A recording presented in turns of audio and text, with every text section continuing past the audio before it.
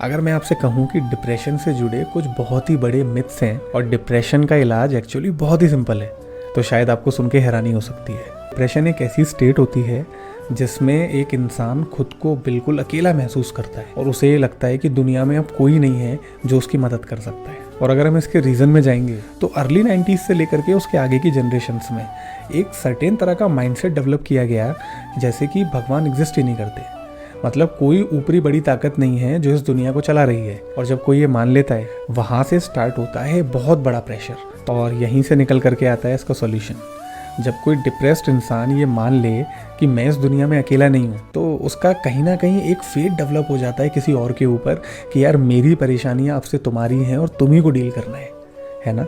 और ऐसा इंसान कभी भी डिप्रेशन में नहीं जाता।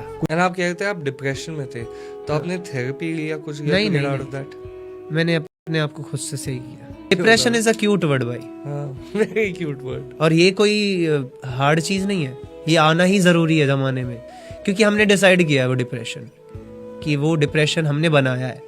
बनाया क्यों है? क्योंकि हमें उसकी जरूरत थी और हम उस डिप्रेशन को सुलझा ही नहीं पा रहे हैं, तो बनाया ही क्यों है?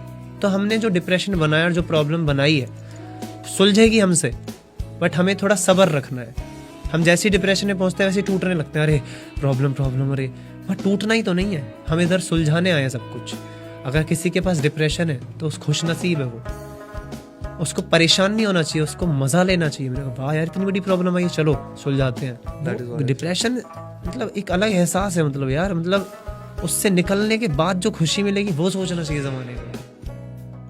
मन के जीते जीत है, मन के हारे हार गए जो बिन लड़े, उन पर है धिक्कार।